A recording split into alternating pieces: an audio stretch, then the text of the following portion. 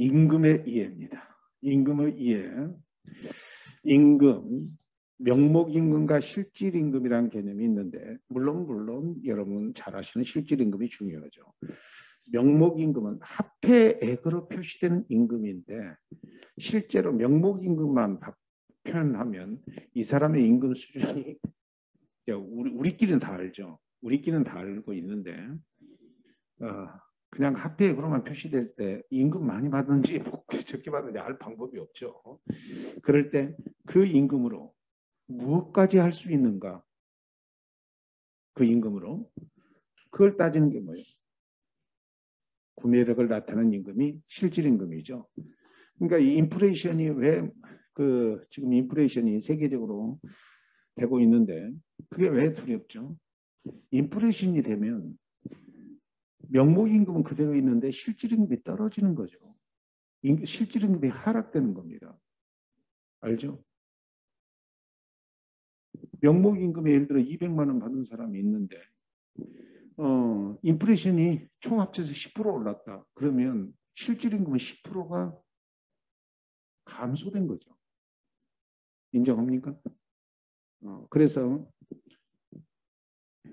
아직도 이해가 안 돼요? 구매력을 중심으로 하기 때문에 인플레이션이 10%가 오르면 실제로 모든 물가가 10%가 올라갔다는 거 아니에요. 그죠? 그러면 200만 원 받은 사람은 계속 200만 원 받고 있는데 인플레이션이 10%가 올랐다면 결론적으로 180만 원 정도의 수준뿐이 안 된다는 거죠. 그래서 임금이 삭감되는 효과가 있다니까. 그래서 인플레이션이 두려운 거예요.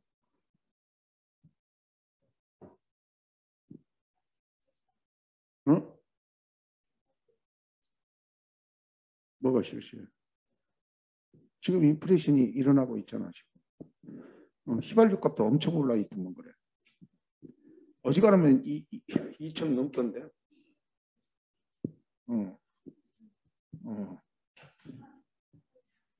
그렇구나. 그리고 장바구니 물가도 꽤 올라간 것 같고. 그래서 이제 물가가 오르면 실질임금이 떨어지는 겁니다. 그래서 명목임금보다 실질임금이 중요한 거예요. 예를 들어서 베네수엘라에서 한 사람의 임금을 받는데 뭐 1억 무슨 페소를 받는다. 그런데 그것이 2억 원으로 올랐다 그죠. 그럼 명목임금만 오른 거지. 그걸로 사봤더니 빵 한 조각뿐이 못 산다. 그러면 의미가 없는 거죠. 그러니까 명목임금보다 뭐가 중요한 거야? 이것으로 어떻게 구매력을 나타낼 수 있는가가 중요한 겁니다. 인정하시죠? 여러분 베트남 여행 해보셨어요? 베트남 여행할 때 화폐 다니시면서 어지러울 때가 꽤 있었죠. 나는 거기 가면 어디 나라도 여행을 하면 화폐 단위부터 익숙해지거든요. 지려고 노력을 하는데 베트남은 익숙해지지를 않더라고. 예를 들어서 10만 동 그러면 이게 많은 거예요. 적은 거예요. 그죠? 10만 동이 큰 돈이니까 적은 돈이니까. 통상적으로 10만 동이면 큰 돈이어야 맞잖아. 얼마? 5천 원이야, 한국 돈.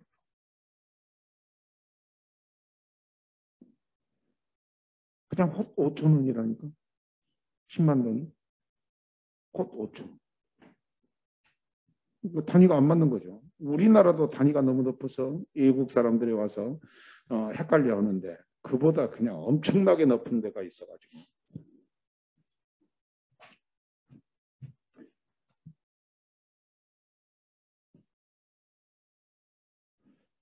자, 실질임금이 중요하다는 거 말씀을 드렸고 요구임금과 제시임금. 이것 앞쪽에서 한번 말씀드렸는데 요구임금은 노동자가 시장에서 노동을 공급하기 위해서 받기를 희망하는 최소한의 임금이고 요구임금과 같은 말이 의중임금 또는 희망임금 또는 유보임금 이런 식으로 표현을 합니다. 이건 결론적으로 다 누가 받고자 원하는 임금이요? 노동자가 자, 근로를 제공하면서 받고자 하는 최소한의 임금이 요구임금, 희망임금, 의중임금, 유보임금 그렇다는 거야. 그래서 이 앞전에 제가 우리 여성분들은 실제로 요구임금 수준이 낮은 게 아니라 높다 그랬잖아. 그런데 뭐가 낮아 사실은? 제시임금이 낮은 거죠. 요구임금은 높은데 제시임금이 낮기 때문에 이 격차 때문에 실제로 취업하기 어려운 거죠. 그래서 노동자를 채용하려는 기업이 구직자에게 제시하는 임금이 제시임금이에요. 그러면 의중임금 충족률이라는 것이 있는데, 자, 의중임금 충족률은 분모가 요구임금, 의중임금입니다. 그리고 제시임금이에요. 곱하기 100인데, 자, 이 퍼센테이지가 100%면 딱 좋겠지만은, 예를 들어 의중임금은 100인데, 자, 제시임금은 50이다. 그러면 50%뿐이 안 되잖아요. 그렇다고 점해줘. 50% 정도 된다면 취업하기가 점점 어려워지겠죠. 그죠? 나는 얼마를 요구하는데 200만 원을 요구하는데 기업체에서는 100만 원만 주겠다는 것 아니야. 그래야 안 그래? 자, 그래서 의중임금에 대한 제시임금의 비율이 의중임금. 자, 의중임금이 무슨 임금이야? 요구임금이니까 같은 얘기니까 분모가 뭔가를 헷갈리지만 그래서 100%가 안 되면 취업하기 어려워진다는 겁니다. 이해하셨죠? 자, 임금 페리티 지수라는 것이 있습니다. 임금 페리티 지수, 페리티 지수요. 혹시 있죠? 여러분 이런 얘기 들어본 적 있어요?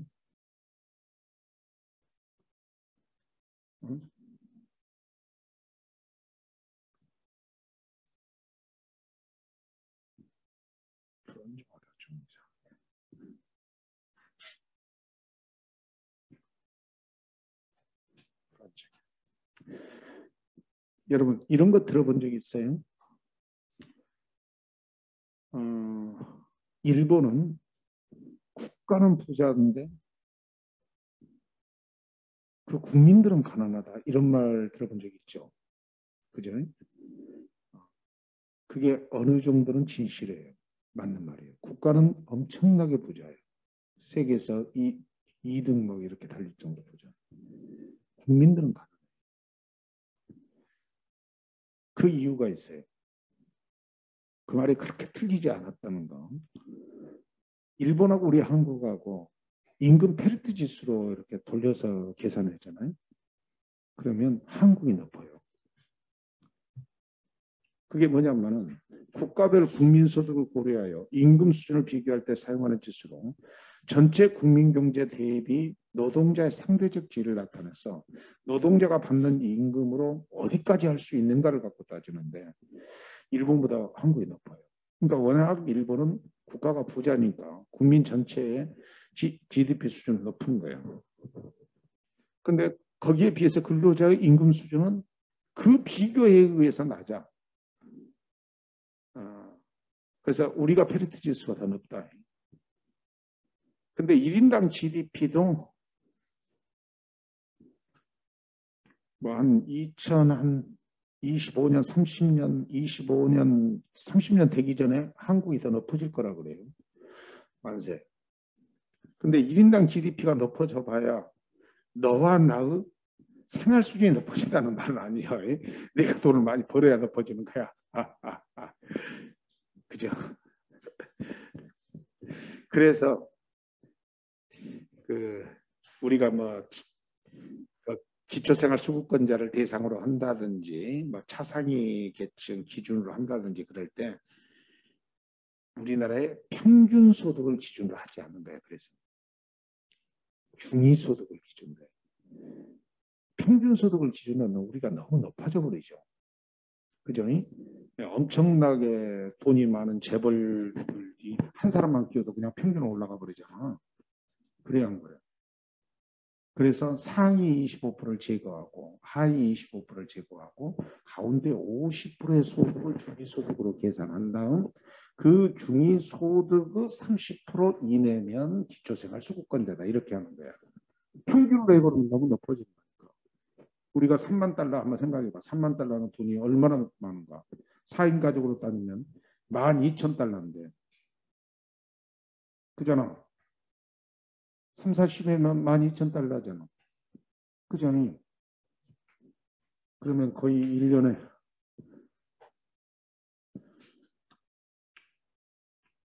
너무 많은 거잖아요. 없었던 얘기를 하고. 자, 임금 결정 이론. 재밌어. 마음 편하게 들어 그냥. 어떻게 들으라고? 임금 결정 이론. 임금이 어떻게 결정되는 건가?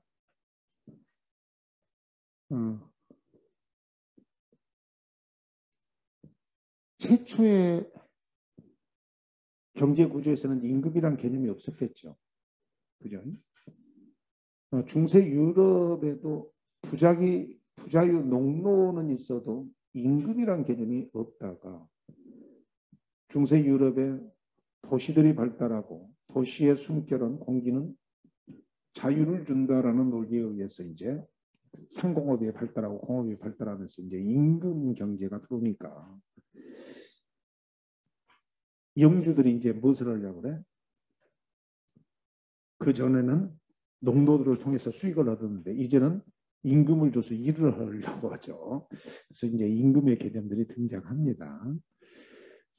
이제 근세로 넘어가면서 임금의 개념이 등장하는데 그 임금을 풍족하게 주려고 했겠어. 그 원래 본청이 부자유 농노들이었잖아. 임금 많이 주려고 했겠어 안 했겠어요? 그렇죠. 임금이 어느 정도 수준일까? 이제 이게 고전적으로 임금 결정 이론이 이제 등장하는데 임금 생존비설이라는 이론이 나옵니다. 자, 아담 스미스, 리카도 멜서스로 연결되는 이쪽 경제학을 고전주의 경제학이라고 그랬죠. 그런데 그들은 하나같이 임금은 생존비 수준에 머무를 수밖에 없다는 이론이에요. 이것을 임금 생존비설. 아담 스미스, 리카도 멜서스 이런 사람들이 활동할 때가 17세기 때라고 그랬죠. 우리나라로 따지면 조선 숙종 때 정도 된 거야. 임금은 장기적으로 노동자와 그 가족을 부양하는 데 필요한 최저임금 수준으로 수렴한다는 주장. 그러니까 장기적으로는 어떻다는 거예요? 여기 이제 핵심이 장기적으로 노동자와 그 가족을 부양하는 데 필요한 최저임금 수준으로 수렴한다. 그러니까 최저임금 수준을 넘는다는 게 안 넘는다는 거예요. 안 넘어.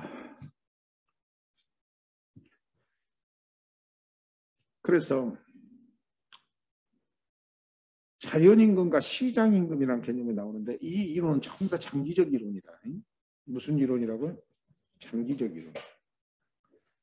제가 이거 리카도 이론인데 여기 써져 있는 거 두 개가 잘 듣고 조금 기분 나빠하지 마세요. 옛날 이론이야. 그런데 이것은 지금도 어느 정도 적용된다고 보는 이론이에요. 자연임금은 생계비 수준과 일치하는 임금인데요. 무슨 수준과? 그러니까 그 돈 받아서 딱 생계비 하면 맞는 거야. 생존할 때 들어가는 비용. 근데 시장임금이 있죠. 잘 생각해요. 지금부터 기분이 좀 안 좋아요. 시장임금이 그 자연임금, 즉 생계비 수준 이상의 임금으로 결정되면 돈이 풍족하게 지급되겠죠. 응? 그러니까 자연임금은 생계비 수준과 같은 임금인데 시장임금이 생계비 수준 이상으로 지급된다니까. 그러니까 실제 지급된 임금이 생계비 수준, 자연임금 수준 이상으로 지급돼. 그러면 돈을 많이 받았어, 적게 받았어? 많이 받았죠. 생존비 이상으로 받았으니까.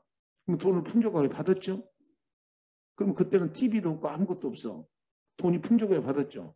그럼 좋은 음식을 먹고 영양이 막 좋아지죠. 그죠? 밤에도 일찍 자야 됐잖아. 그러니까 조금 기분 나쁠 거라고 그랬죠.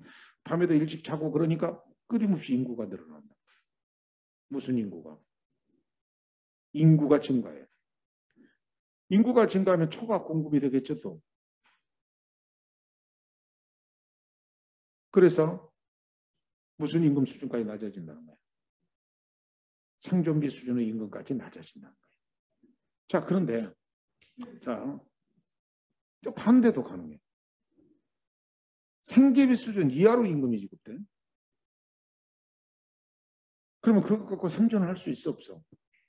그래서 가족 중에 누군가는 아사고 죽는다는 겁니다. 그러면 노동의 공급자가 줄어들어 버리죠. 수요자는 그대로 있는데. 그러면 초과 수요 형태가 돼서 임금이 올라 버려야 되겠죠. 그래서 어느 수준까지 올라간다는 거죠? 생존비, 즉 자연임금 수준까지 올라간다. 그러니까 생존비 수준의 자연임금을 놓고 시장임금이 그보다 오를 때, 낮을 때 이렇게 하면서 궁극적으로 어디에 수렴한다는 거죠? 그래서 자연임금은 생계비 수준과 일치하는 임금이고 시장임금은 시장의 수요와 공급의 상호작용에 의해서 결정되는 임금인데 이 시장임금은 장기적으로 무슨 임금에 자연임금에 수렴한다. 이것이 멜서스의 인구법칙이라는 거예요. 멜서스. 자, 멜서스의 인구법칙인 여기다 한번 적어볼게요. 인구법칙은 인구의 증가는 기하급수적으로 증가합니다.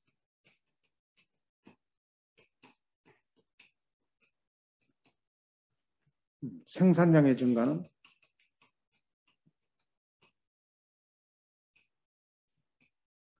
산술급수적으로. 뒤에 생산량의 증가가 산술급수적으로 증가한다는 것은 인구법칙의 내용은 아니야. 그런데 인구의 증가가 기하급수적으로 증가한다는 것이 인구법칙이야. 무슨 급수적으로? 기하급수적으로. 여러분 산술급수는 더하기로 증가된다는 말이고 기하급수적이는 곱하기로 증가된다는 뜻이죠. 어느 것의 증가 속도가 빨라? 기하급수적이 훨씬 빠르죠. 그죠? 그러니까 일반적으로 산업이 발달해서 생산량의 증가보다 인구 증가가 훨씬 빠르다는 거야. 인구가 무슨 급수적으로 증가되니까? 기하급수적으로 증가되니까 훨씬 빨라 버린다는 겁니다. 자, 따라서 돈이 많이 생계비 수준의 자연임금보다 더 많이 지급되면 그 돈으로 영양소가 넘어서 인구가 증가되는 속도가 어떻게 된다는 거야? 기하급수적으로 증가돼요. 내 말 이해가 되죠? 그래서 무슨 수준으로 떨어진다는 거야? 기하급수적으로 증가되면 인구가 확 증가되죠. 임금은 그대로죠. 그러면 다시 자연임금 수준으로 떨어진다는 거예요. 그래서 그렇게 수렴한다는 건데 기하급수, 산술급수 이런 얘기는 알아요? 5, 10 이런 식으로 늘어나는 게 산술급수라면 5, 25, 125 이렇게 늘어나는 거 1200 뭐 이렇게 늘어나는 것이 뭐야? 기하급수인데 인구는 무슨 급수적으로 증가되는 거 맞아요? 기하급수적으로 증가되는 게 맞죠? 기하급수 이상으로 증가될 수도 있어요. 그래서 우리나라에서는 인구가 증가가 안 되니까 할 말이 없습니다만 인구가 그렇게 증가된대요. 그래서 어찌됐건 지금 75억이 되는 게 엊그제 뭐 60억이 된다 그러는데 뭐 30년도 넘기 전에 75억이 돼버리잖아요. 인구가 확 증가돼 버리잖아. 근데 선진국에서 증가된 거야, 후진국에서 증가된 거야.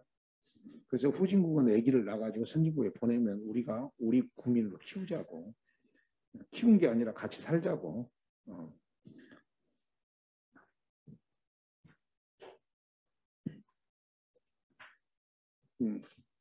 교회 다니시는 분들은 도저히 믿을 수 없는 뭐가 하나 있어요. 그래서 쓰잘데없는 계산도 해보고 그랬어요. 자, 그게 뭐냐면은 인구 법칙이 나오니까 그게 뭐냐면은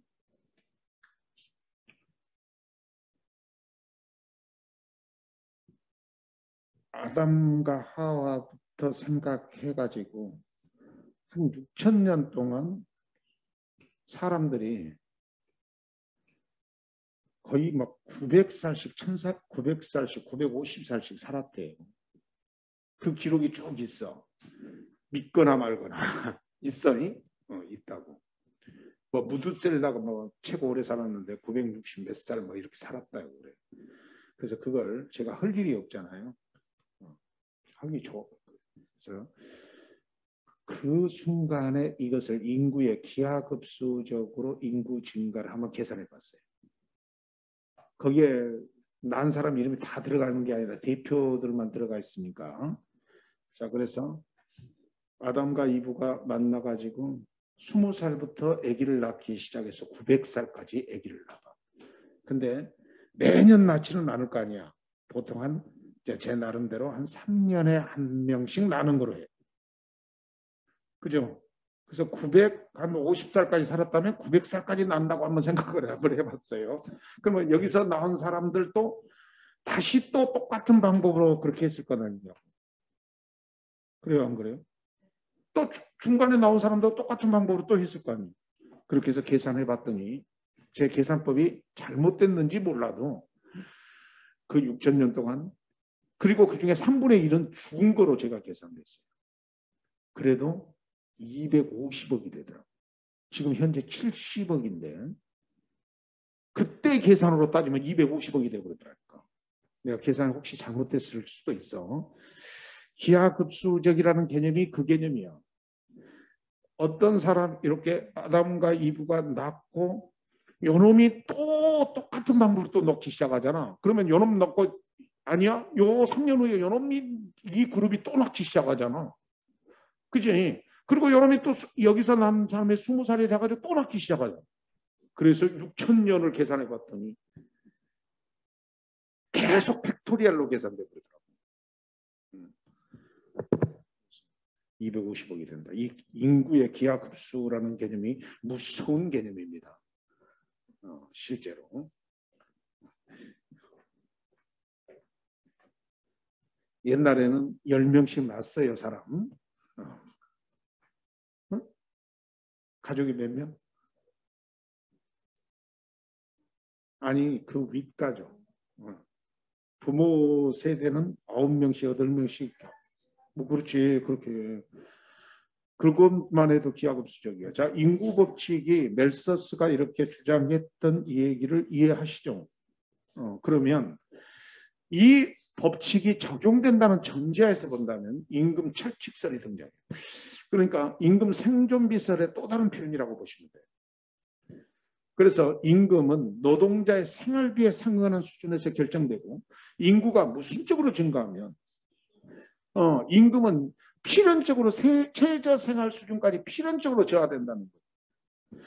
그래서 임금을 지배하는 철과 같은 잔혹한 법칙이 될 것이라는 거예요. 그래서 우리는 온 지구가 지금 가용할 수 있는 인구의 숫자가 예를 들어서 80억이라고 합시다.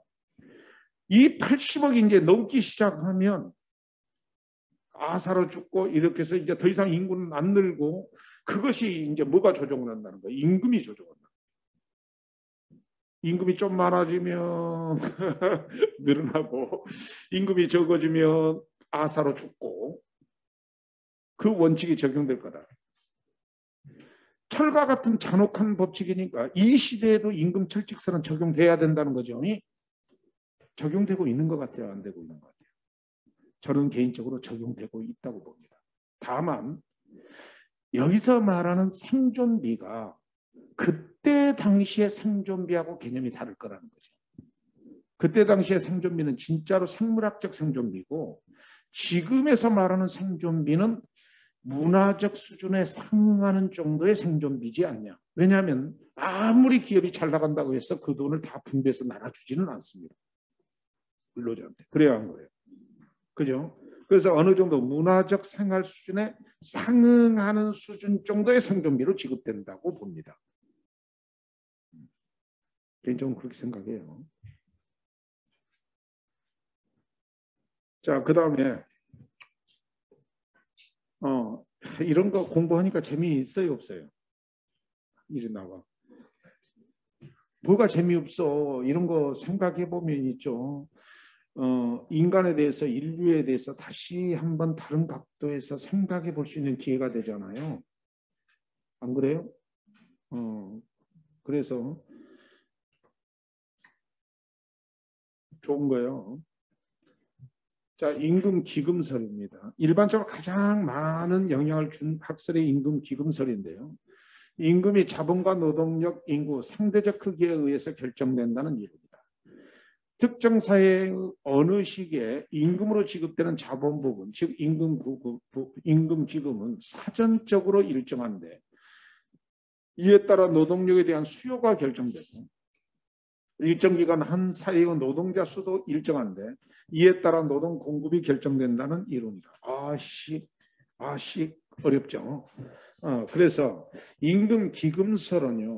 굳이 따로 공부하지 말고 칠판 설명 정도에서 끝내버리세요. 자, 임금 기금설을 간단하게 다시 제가 이해하기 쉽게 설명을 드립니다. 한 나라의 국부가 있다. 한 나라의 국부가 있어. 예를 들어서 우리끼리 백조라고 합시다. 응? 백조로 할까요? 자, 백조로 합시다. 천조로 할까? 백조. 그런데 그 백조 중에 자, 국부 전체가 백조면 그 중에 임금으로 지급돼야 될 부분도 정해진다는 거야. 고정되어 있다는 거야. 그러면 임금으로 지급될 부분을 50조라고 합시다. 이게 정해졌다. 그러면 이 얘기가 뭐냐면은 만약에 한 나라의 국부 전체가 100조가 아니라 200조로 넘어가면 임금으로 지급될 양도 그 퍼센테이지에 맞춰서 늘어난다는 겁니다. 이 말은 거의 틀림없는 사실이에요. 어떠냐면은 미국을 천조국이라고 하잖아 보통. 그죠? 그런데 확실히 그쪽은 임금이 높아. 그렇죠? 근데 북한은 엄청 힘들지 않다며. 그러면 국부 전체가 양이 많아 적죠? 그러면 거기에 임금으로 지급되는 전체 양도 적을 수밖에 없죠. 베트남도 마찬가지. 그죠? 그러니까 한 나라의 국부가 정해지면 그에 따라서 임금으로 지급되는 그 양도 정해지는데 그걸 우리는 임금 기금이라고 한다. 한 시점에서. 이해하죠?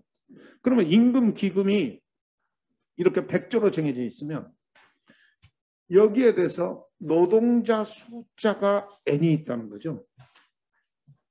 이건 노동의 수요자도 있고 공급자인데 어찌됐건 n은 이제 노동의 수요 공급이라고 합시다. 하여튼 뭐가 정해져 있다는 거예요. n이 노동자 수. 그러면 이 기금 50조를 노동자 수가 예를 들어서 1000만 명이다. 그러면 1000만 명으로 나누면 임금이 정해진다는 거죠. 한 사람한테 지급될 임금의 총량이 정해진다는 거예요. 자, 빨리 말씀드리면 국부가 정해지면 그에 따라서 임금으로 지급될 기금이 정해지고 그 기금에 따라서 노동의 수요와 공급이 정해지면 노동자 숫자가 정해졌다는 거 아니야. 그 노동자 숫자로 나누면 한 사람 앞에 지급될 임금의 양이 결정된다는 거예요. 이게 임금 기금설이에요. 그럴듯하죠. 또 고개 옆으로 흔들어 버려서 가슴 상처 주려고 그러죠. 그럴듯하죠. 그죠? 그러면 이 임금 기금설, 밀이라는 사람이 주장한 이 임금 기금설은 다음과 같은 논리가 나올 수 있어. 누군가 저 임금을 많이 받아가는 사람이 생길 수도 있죠. 그런데 노동조합이 활동을 해서 자기 조합원만 임금을 높여. 그런데 문제는 지급되는 임금의 양은 그대로 정해져 있는데 누군가 많이 받아간단 말이야. 그러면 누군가는 받아갈 수 없는 실업자가 등장한다. 그래서 노동조합 무용론이 등장해. 요 이론은. 그렇잖아. 아니 기금이 정해져 있고 노동자 숫자가 정해져 있고 그걸로 나누면 이제 한 사람한테 지급되는 노동 임금이 정해질 건데 노동자 몇 사람이 임금을 많이 받아가면 누군가는 받아갈 수 없는 사람이 등장하잖아. 그리고 고임금은 필연적으로 실업을 이야기한다는 거예요. 고임금이라는 말은 저 50조를 몇 사람에서 다 받아간다는 뜻 아니야. 노동자 전체가 아니라 일부가. 고임금으로 받아가면 필연적으로 못 받아가는 사람이 생기겠죠. 그 못 받아가는 사람을 뭐라 그래? 실업자라고 하죠. 그래서 실업은 필연적으로 증가해 버린다는 거예요. 그래서 임금 기금설은 그 이후에 여러 임금 학설에 영향을 주고 있습니다. 그럴듯한 학설이에요. 응? 자, 그 다음에 노동력 재생산비설은 여러분이 좋아하시는 칼 마르크스 이론이야. 나이 든 사람 무조건 마르크스를 싫어하더라고. 왜 마르크스를 싫어하는 줄 알죠? 나이 든 사람은 과거에 마르크스 자본론 읽으면요 재패가 썼다 해. 그 사회주의 이론이라고 막 금서였어. 지금은 뭐 권장도서인데 시대가 너무 달라지고 있죠. 자, 노동력 재생산비설인데, 자, 임금이 노동력을 재생산하는 데 필요한 제약의 가치로 기착한다는 이론. 임금이 상승하면 자본가들은 기계의 도입에 의하여 이를 극복하고자 하므로 자, 기술적 실업이 등장한다. 이 기술적 실업이 나중에 공부 다시 합니다만 구조적 실업하고 같은 얘기요. 그것이 상대적 과잉 인구인 산업의 비군을 증가시키면 다시 임금을 생존비 수준으로 하락한다는 겁니다. 이것도 허리를 비시고 설명 한 번만 들으시면 여러분 마른 논바닥에 물이 스며들듯이 이해가 돼. 자, 아까 임금 생존비설 하면 아담 스미스, 리카도 멜서스로 연결되는 이 고전주의 경제학자들의 임금 생존비설은 인구 법칙 때문에 그렇다는 거죠. 인구가 기하급수적으로 증가하는 그런 구조상 어쩔 수가 없다는 거죠. 근데 마르크스는 똑같이 임금은 생존비 수준에 머무른다고 그랬는데 그것은 자본주의가 갖고 있는 필연적 모순 때문에 그렇다. 그러니까 접근 방법이 틀려. 그렇죠. 자본주의가 갖고 있는 필연적 모순 때문에 임금은 생존비에 머무른다는 거예요. 자, 그러면 지금부터 이 노동의 절대 가치설, 노동의 절대 가치설이 노동의 재생산력설이야. 자, 설명을 딱 한 번만 할 테니까 한 방에 이해를 해보러. 자, 10사람이서 어떠한 물건을 만들어서 시장에다 내다 팔아서 수익을 얻고 있어요. 그러면 그 수익은 노동자들이 분배하고 이걸 투자한 자본과도 분배를 받죠. 그죠? 그런데 이 분배가 정확하게 균형을 이룰까요? 노동자 부분의 배분은 적고 사용자인 자본가 부분의 배분은 양이 더 많겠죠. 그런데 이 자본가는 이 돈을 다 소비를 하면 공황이 일어날 이유가 없는데 소비를 할까요? 혹시 모를 사건, 모를 일에 대비해서 이 자본을 잉여 자본으로 축적할까요? 잉여 자본으로 축적을 합니다. 그러면 무슨 문제가 생기죠? 모든 생산된 것이 다 판매돼서 거기서 나오는 그 모든 수익이 다 소비되는 구조라면 완벽하게 균형을 이루겠지만은 일부 소비되지 않고 자본가들이 그것을 잉여 자본으로 축적해 본다는 거예요. 그죠? 마르크스가 한 얘기예요. 자본주의는 필연적으로 공황이 온다고. 왜냐하면 다 소비되지 않는 부분이 있다는 겁니다. 그러니까 필연적으로 공황이 오는데 진짜 공황이 왔잖아. 이구에서. 자, 어찌됐건 그건 잠시 하고 다른 쪽에서 증명하기로 하고. 자, 잉여 자본을 축적을 하면 쌓아놓는다는 거예요. 그러다가 갑자기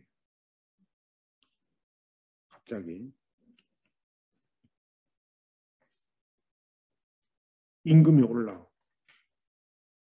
임금 임금을 조금 올려주라고 압박을 받으면 이 자본가들은 잉여 자본을 축적된 이걸로 기계를 도입해요. 노동 전략적 기계를 도입해요. 그래서 10명이서 생산했던 것을 이제 5명이서 같은 분량을 생산해 버린다는 거예요. 이걸 이 자본으로 기계를 도입해서 노동자가 벌어진 돈을 축적해 가지고 그 돈으로 기계를 사 가지고 이제 10명이 아니라 5명이서 그 물건을 만들어서 팔게 만든다고. 그러면 이 5명이 지금 뭐가 됐냐? 상대적 가잉인구가 된 거야. 뭐라고요? 상대적 가잉인구. 이 5명은 실업자로 나온다는 거야. 이 실업을 기술적 실업이라. 상대적 가잉인구가. 내 말 이해가 되죠? 근데 이 상대적 가잉인구인 이 실업자, 기술적 실업자는 그냥 실업자와 달라. 바로 요 일을 해낼 수 있는 기술자예요. 맞죠? 이거 원래 10명이서 하고 있었던 걸 지금 5명이서 한다고 그랬잖아요. 그러니까 요 사람은 이 상대적 가잉인구, 기술적 실업자는 일반적인 실업자가 아니라 향토의 비군이야. 무슨 예비군? 향토의 비군. 아니, 향토의 비군이야, 산업의 비군이야. 근데 이 산업의 비군은 그러면 가만히 자빠져 있을까요? 이 사용자한테 가서 협상을 할 거예요. 이거 살기 위해서 협상을 할 수밖에 없어. 그래서 어떻게 협상을 해? 지금 이 근로자 5명이 그 물건 만들어서 팔 때 10원씩 임금을 주고 있는데 나는 말이야 그 일을 5원씩이면 내가 해줄 수 있다. 그러면 현재 일하고 있는 사람도 어떨까요? 그럼 나도 5원씩 받고 이렇게 그냥. 그래서 필연적으로 생존, 근데 5원 밑으로는 떨어질 수 없는 게 그렇게 되면 생존을 못 하니까. 그래서 무슨비 수준까지 떨어진다는 거예요.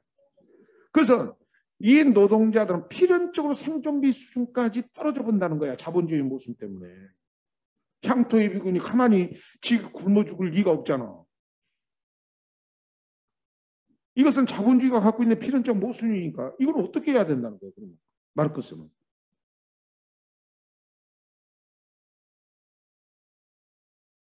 이 노동자들이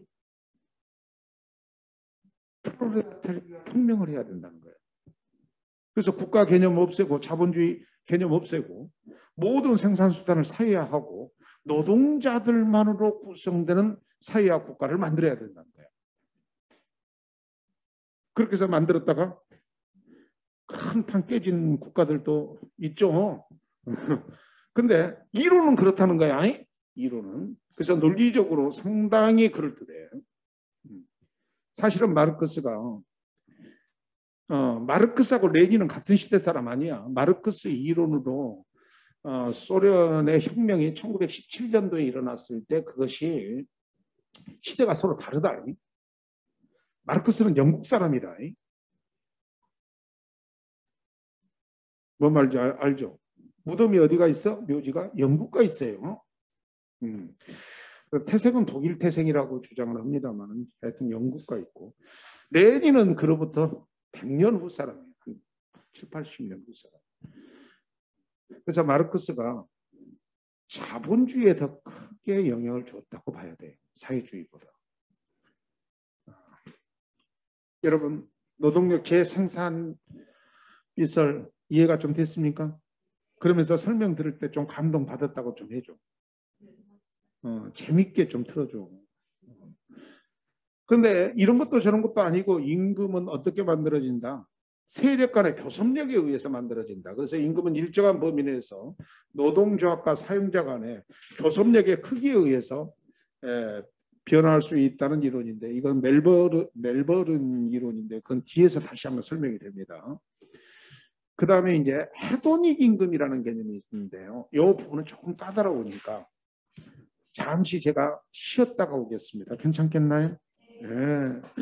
너무 재밌죠? 그죠? 자, 저 따라서 했어요. 나는 너무 재밌다. 따라서 하기 전에 자, 보상적 임금 격차라는 것을 좀 설명을 드리겠습니다. 자, 보상적 임금 격차.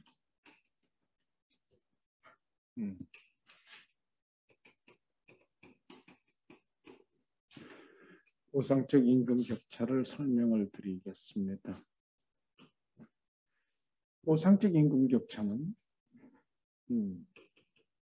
아담 스미스 이론이요. 경제학의 아빠 아담 스미스, 17세기 사람이라고 그랬죠. 이 보상적 임금 격차의 가장 핵심은 뭐냐면 이 얘기예요. 여기에 W가 있고 여기에 L이 있는데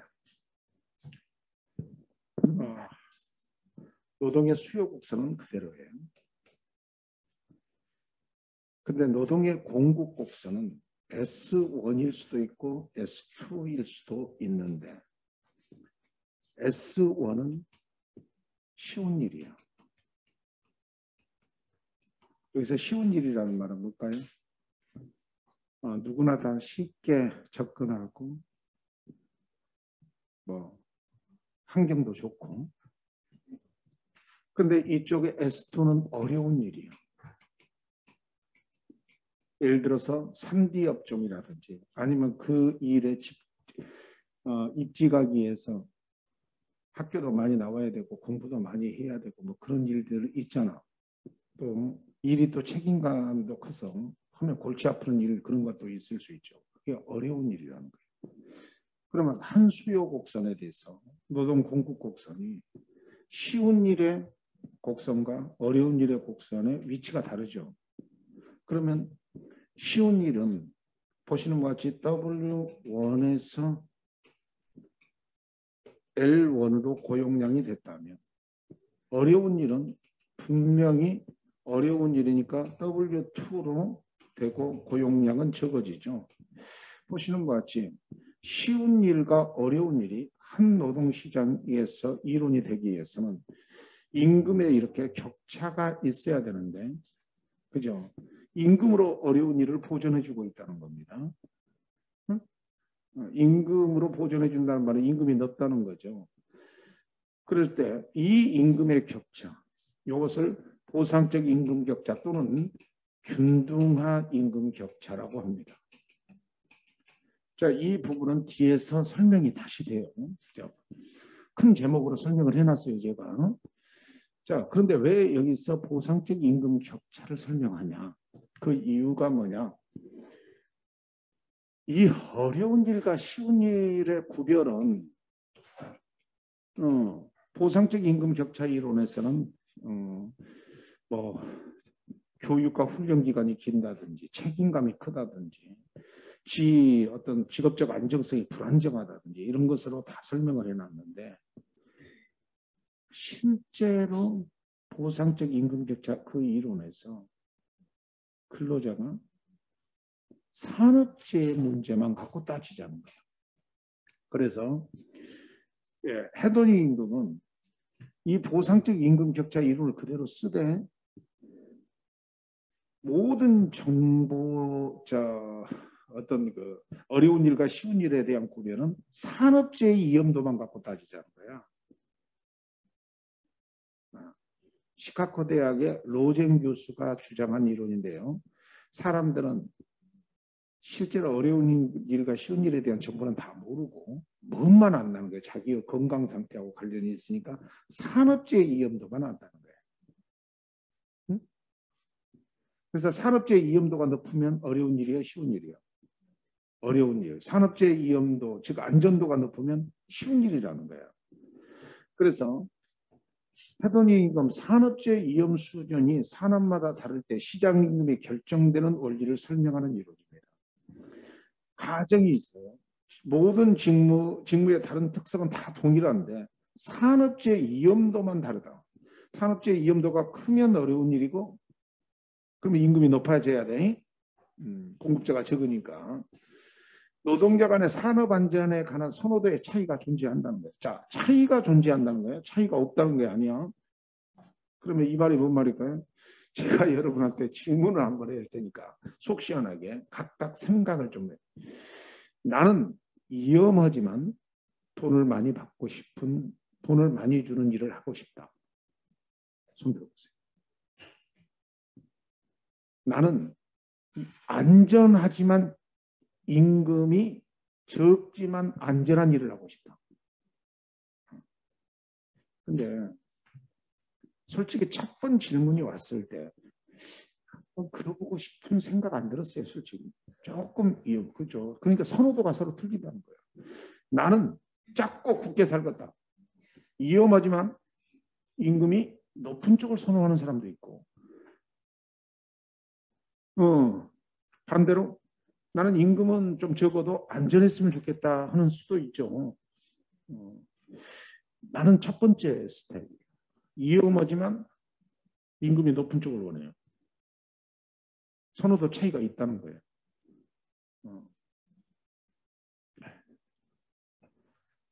그 사에서 사귄 후배 중에 한 사람이 산업 잠수사가 있는데요. 산업 그 폭약 전문 잠수사예요. 그러니까 폭약 설치를 전문적으로 하는 잠수사. 산업에서. 근데 하루 일당이 그때 당시에 지금 10년 전 뭐 기준으로 150만 원 정도 하루 일하면. 그럼 열흘 일하면 얼마야? 1,500만 원이죠. 세계적으로 돌아다니더라고. 그런 전문가, 폭약 설치 전문가가. 그런데 이제 위험하기는 위험한가 봐. 왜냐하면 그 물속으로 깊이 들어가면 머리가 멍해진대요. 그런 상태에서 폭약을 설치하고 피해야 되잖아. 그러니까 위험성이 있고. 근데 굉장히 부유하게 살아요. 엄청나게 큰 오토바이 타고 다니면서 아주 부유하게 살다가 한 달에 한 열흘 이상 일을 못 한대요. 한 열흘 정도 일을 하고 또 쉬어요. 그때 해볼만 한데 해볼만 하려고 했다가 작년도에 저 끝머리 자리에서 수업을 들으신 분이 잠수병이 걸린 사람이더라고요. 근데 무조건 잠수병 걸리면 뭐 2급 이상의 뭐 재사고가 된대요. 근데 그 양반은 역시 산업 잠수사였는데 폭약 전문가는 아니고 그것도 일당이 엄청 비싼 거 봐요. 그런데 잠수병이 걸렸어. 그래서 그 돈 갖고 월남 그 베트남 남쪽에다가 농장 짓고 거기서 살다가 베트남 여인하고 혼인하다가 외로워서 다시 나와서 직업 상담사 공부했어. 역사가 참 많죠. 하여튼 노동자 간에는 산업 안전에 대한 선호도의 차이가 존재한다는 거 이해하십니까? 이 자리에서만 해도 존재하잖아 지금. 기업은 이윤 극대를 위해서 산업 안전에 투자해야 된다. 그러니까 국가가 산업 안전에 투자해 줄 이유가 없다는 거예요. 왜냐하면 기업은 산업재해 위험성이 클수록 임금이 높아질 수밖에 없다는 거예요. 그러면 산업재해 위험성이 낮추려면 어떻게 해야 돼요? 산업 안전에 투자해야 기업은 이윤을 극대화시킬 수 있다는 거예요. 노동자는 각종 직업들에 대한 정확한 정보를 가지고 있으며 이동도 자유롭다는 전제를 갑니다. 결정. 그래서 해독 임금 함수는 산업안전과 임금과는 부의 관계로 표시되고 산업재해와 임금과는 정의 관계로 표시된다. 자, 이건 딱 한 번만 얘기만 알아먹을 거예요. 산업재해 반대말이 산업안전이죠.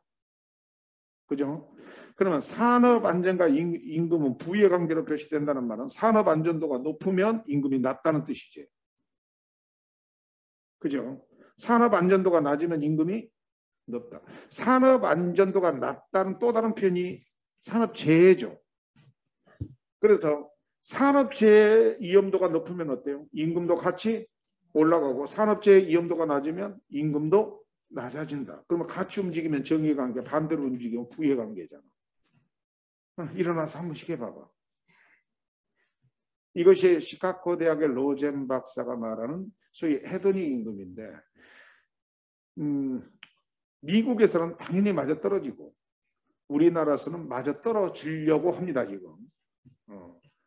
얼마나 맞아떨어지려고 하는지 알죠 지금.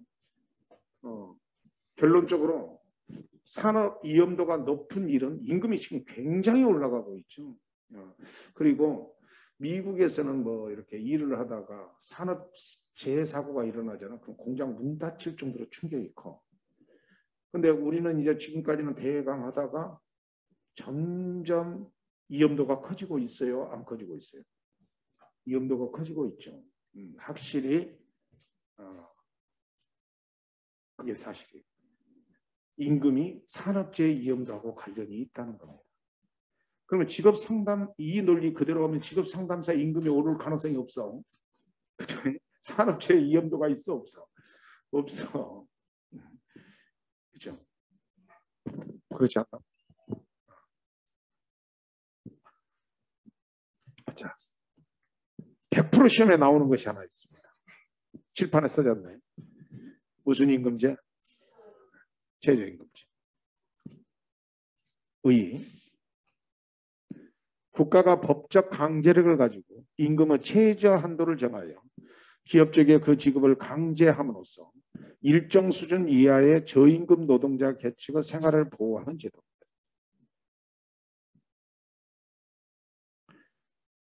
일정 수준 이하의 누구를 보호하는 제도예요? 저임금 노동자 계층을 보호하는 제도입니다. 따라서 저희 학교만 해도 최저임금과는 관련이 없습니다. 그러니까 우리 선생이나 누구라도 최저임금 이상을 받고 있다는 거죠. 그러면 최저임금은 우리나라를 기준으로 본다면 알바 시장에서 활약을 하겠죠. 그죠? 숙련공 시장은 뭐 시간당 어지간하면 25,000원, 30,000원 이렇게 되잖아요. 그러면 뭐야? 최저임금하고는 관련이 없잖아. 8,920원인가? 8,940원인가? 그걸로 컴퓨터 쳐봐. 맨날 암기해놓고 한절 헷갈려. 뭐라고? 9,160원. 그러니까 미쳤어. 9,160원이죠? 작년도 이 얘기예요. 영향입니다.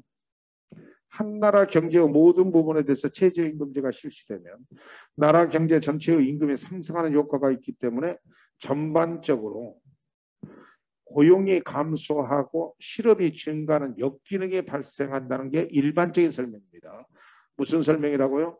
일반적인 설명이 그래요. 그래서 여기다가 최저임금제에 대해서 자주 그렸지만은 한 번 더 그리면서 과연 그랬구나 이걸 먼저 생각을 해봐야 돼요. 최저임금제에 관해서 그리기 위해서 최저임금제는 분담노동시장 가설에 따라서 설명을 하면 2차 노동시장 얘기입니다. 비숙련공시장 그것도 최저임금제 이하로 받는 시장 얘기예요. 자, 그럴 때 W가 있고 L이 있으면 노동의 수요 곡선이 있고 노동의 공급 곡선이 있는데 자, W0 W 균형임금과 균형고용량이 결정되어 있는데 최저임금은 당연하게 국가가 나타나서 균형임금 이상의 임금으로 가버먼트가 나타나서 강제해버리는 임금이에요. 알겠죠? 그래서 뉘앙스상 최저임금은 이 균형임금보다 아래에 형성되는 것처럼 착각시킵니다. 근데 국가가 개인이 나타나서 시장 임금보다 더 낮추면 안 되겠죠. 그죠? 시장 임금보다 높여서 강제시키는 것인가 위쪽입니다. 그럴 때 이게 수요 곡선이지. 그래서 이건 수요는 이만큼이고 이게 공급 곡선이죠. 이거 공급은 이만큼이니까. 공급이 많아 수요가 많아. 공급이 많죠. 그래서 초과 공급이 된다. 그리고 이 초과 공급의 영역이 실업의 영역이죠. 그래서 실업자가 증가돼 본다는 거예요. 그래서 여기 써졌죠.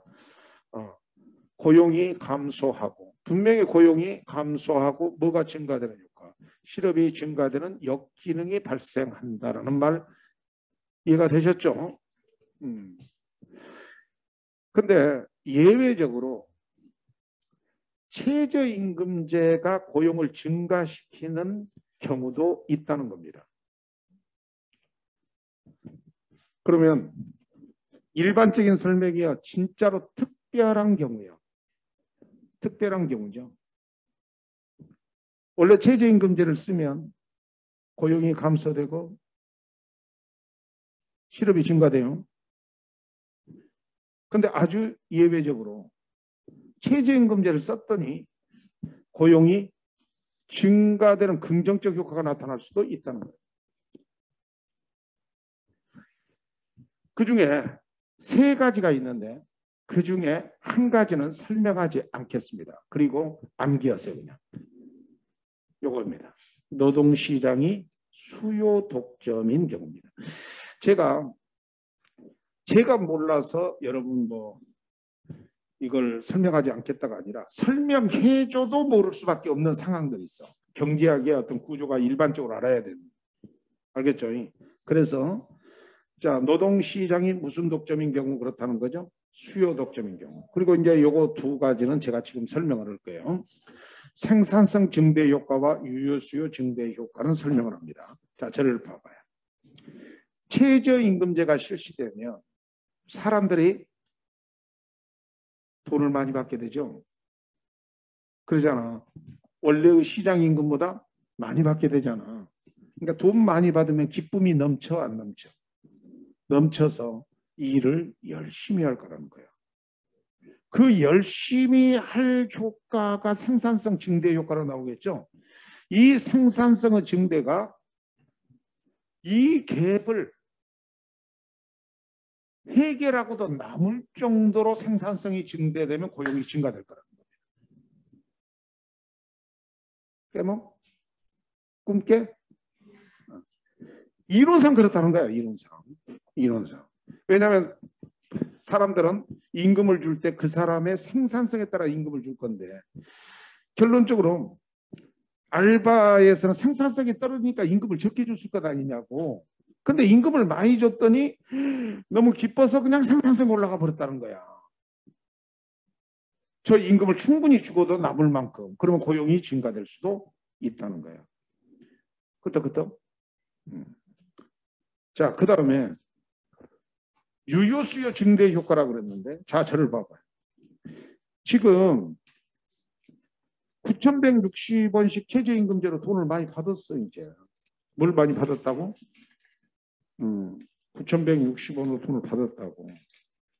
돈을 이렇게 충분히 받았어. 그냥 시장으로 받았으면 6,000원 정도 받았을 건데 9,160원이나 받았어. 돈을 많이 받았죠. 그러면 이 돈을 그대로 갖고 있을까요? 까먹을까요?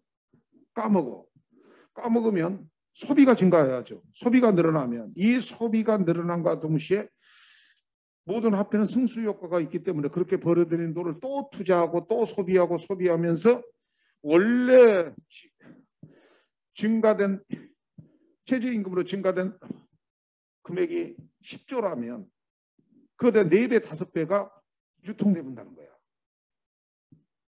그러니까 한 50조, 70조가 유통된다고 생각해봐. 내 말 지금 이해가 되죠? 그러면 화폐 수량설에 의해서 화폐의 승수 효과가 일어나서 국민 경제가 워낙 발전을 한다는 거예요. 어느 정도? 최저임금제로 임금을 지급하고도 남을 수 있을 만큼 그냥 국민 경제 전체가 증가되어 본다는 거예요. 그러면 고용이 증가될 수도 있다는 겁니다. 그러니까 지금 이쪽 36조인가 이렇게 풀어가지고 손실을 보전해 주잖아요.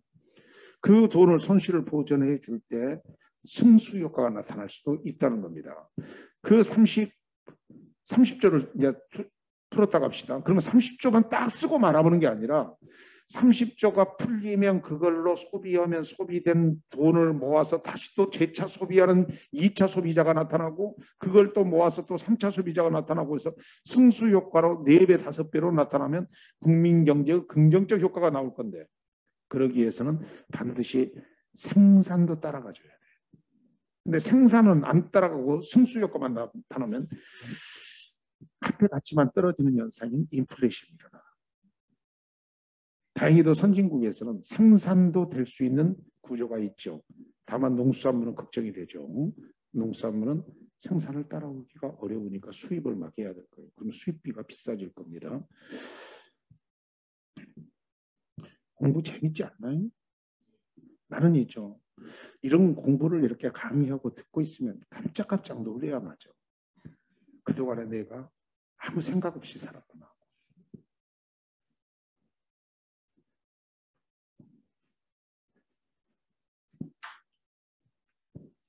자, 그래서 최저임금제가 예외적으로 고용이 증가되는 효과는 자, 생산성이 증대되거나 유효수가 증대되는 효과도 있지만은 요건 그냥 제가 설명 안 한다고 그랬죠.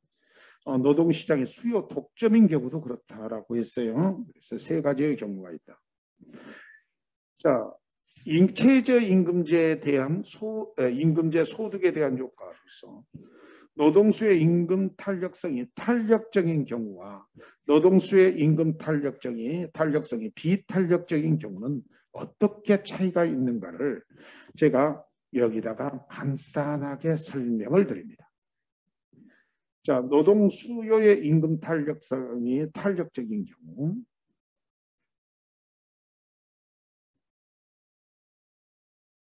노동수의 임금 탄력성이 비탄력적인 경우, 이렇게 두 가지로 드리겠습니다. 자, 강의를 편하게 하기 위해서 공급곡선은 45도로 그려놓겠습니다. 근데 이제 노동 수요 곡선만 이제 하나는 비탄력적으로 그릴 거고 하나는 탄력적으로 그릴 겁니다.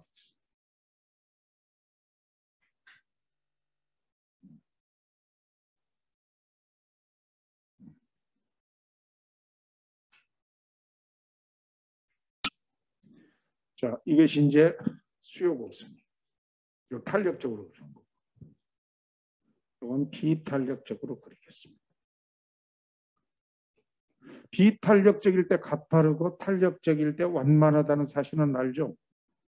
자, 그래서 이 높이와 이 높이가 똑같이 균형 임금과 균형 고용량이 결정됐습니다. 균형 임금과 균형 고용량이 결정되어 있습니다. 자, 그런데 최저임금제를 사용해 부릅니다. 국가가. 최저임금제를 사용하면 어떤 구조가 된다고 그랬죠? 국가가 이렇게 나타나서 이만큼 강제적인 임금이 결정된다는 거죠. 이렇게 강제적인 임금이. 자, 강제적인 임금이 결정된다는 거죠. 그죠? 그러면 여기서부터 여기가 자, 여기서부터 여기가 초과 공급의 영역이 등장하고 여기서부터 여기가 초과 공급의 영역이 등장하죠. 그죠? 인정합니까?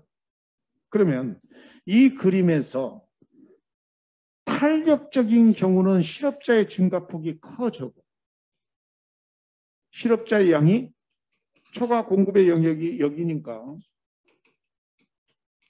여기가 초과 공급의 영역이니까 실업자의 영역이 어디가 더 많이 등장하죠? 요 간격을 봐. 내가 이거 맞췄다니까 이거. 거리를 다 맞췄어. 그랬더니 눈으로 봐도 실업자의 영역이 어디가 더 많이 나타나요? 어디가 많이 나타나? 그렇죠. 자, 탄력적인 경우에 실업자의 영역이 더 많이 나타나죠. 그럼 비탄력적인 경우는 실업자의 영역이 많이 나타나요? 적게 나타나요? 적게 나타납니다. 이 상황을 그림을 그려서 다시 설명을 하면 이렇게 된다는 겁니다. 자, 여기까지 이해가 되셨으면 이렇게 맨날 그렸던 그림 그대로 이렇게 나타난다는 겁니다. 자, 비탄력적으로 하나 수요 곡선을 그리고 비탄력적으로 수요 곡선을 그리고 탄력적으로 그리면 원래 임금이 2만일 때 W1일 때 L1으로 W1일 때 L1으로 된다면 이 빗금친 부분이 노동자들의 근로자의 총소득입니다. 맞죠? 그죠? 그런데 최저임금제가 나타나서 국가가 강제적으로 W 가브먼트로 해버리면 노동의 수요 감소가 이만큼 돼버리잖아. 그래서 이 빗금진 부분이 새로운 근로자들의 총소득이 돼. 자, 두 네모 중 두 번째 네모가 더 적죠. 근데 똑같은 이유로 같은 높이의 하부먼트로 최저임금제를 실시하면 요 부분이 L2, 요 부분이 뭐가 돼요? 총소득이 돼. 그래서 총소득이 늘어나 버리죠. 그러면 그걸 어떻게 설명하고 있는가 봐봐. 노동수의 임금 탄력성이 탄력적인 경우는 분명히 이 그림에서도 실업자가 많이 나타난다 그랬죠. 그 숫자만큼. 그렇다면 실업자가 많이 나타나기 때문에 임금 상승에 따른 총소득의 증가보다 고용량의 감소로 인한 고용량의 감소가 된 실업자가 총소득의 감소가 크기 때문에 노동자의 총소득은 감소한다는 겁니다. 이해하셨어요? 자, 그런데 노동 수요의 임금 탄력성이 비탄력적인 경우는 자, 비탄력적인 거는 노동자의 감소량이 적죠, 확실히. 그렇습니까? 그래서 임금 상승에 따른 총소득의 증가가 고용량의 감소로 인한 총소득의 감소보다 못하기 때문에 그러니까 총소득의 증가가 고용량의 감소로 인한 총소득의 감소보다 총소득의 증가가 더 크기 때문에 노동자의 총소득은 못하고 있다는 거죠. 증가되고 있다는 거죠.